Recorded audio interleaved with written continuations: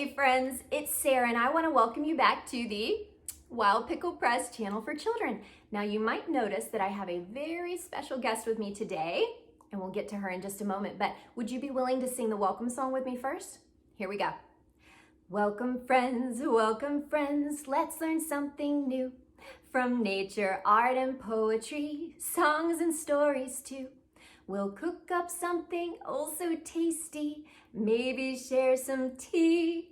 You're invited to imagine, feel, and wonder with me. And you are, as always. When I was young, I drew a dragon, along with a lot of other things. I loved drawing when I was a child, and I still love drawing.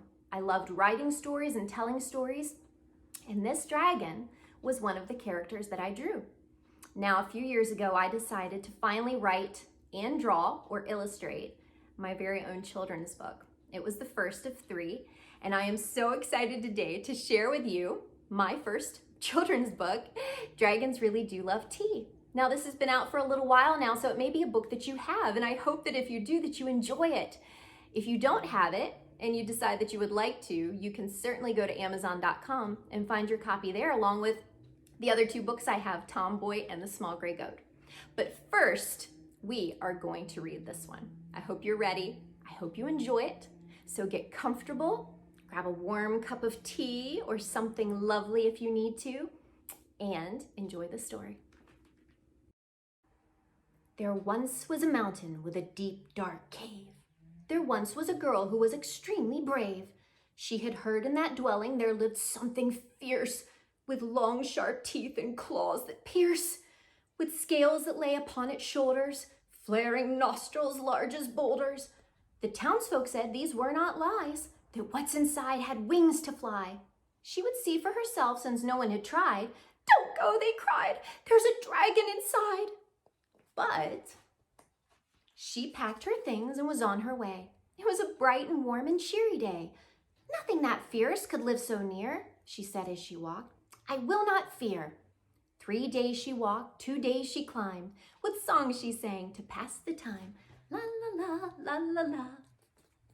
And just as she made it to the top, from the mouth of the cave came a puff and a pop. Smoke was swirling everywhere, around her clothes and through her hair. And what was that sound? It wasn't scary. It was lovely, homey, sweet, and merry.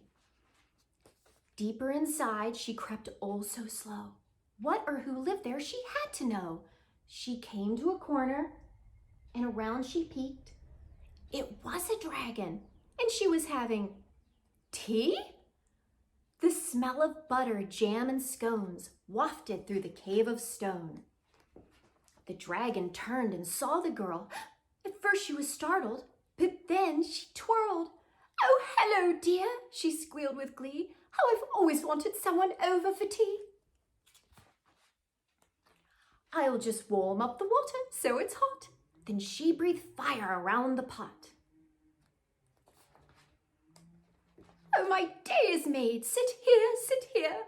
Thank you so much for coming to visit, my dear." She took off her apron and put on some pearls, then twirled the tuft of her hair into curls. "Being a dragon is hard," she sighed. "Everyone fears me no matter how hard I try." "Well, they just don't know you," said the girl cheerfully. "Why, I had no idea that dragons like tea." "Oh, I love tea and dancing, to sing and to bake. I love cozy blankets, books, and cake." The girl bit into a scone, and oh, how divine. "These scones," the girl said, "are the finest of fine. You could make these," she said, "for the people in town. I'm sure that would turn their opinions around." "Do you think," the dragon asked kindly, "do you think things could change? Is a scone-baking, tea-drinking dragon that strange?" "Not at all," cried the girl. "Let's give them a chance." Then in a sweet puff of smoke, the dragon started to dance. "Let's go now," said the dragon, and she started to pack. "You can hold the basket and fly on my back." So down they flew to the town below, but the townsfolk were running to and fro. "Wait," cried the girl, "you've had it all wrong. This dragon is kind. She bakes and sings songs." They tried the scones and shared some tea. Such a happy event it was to see.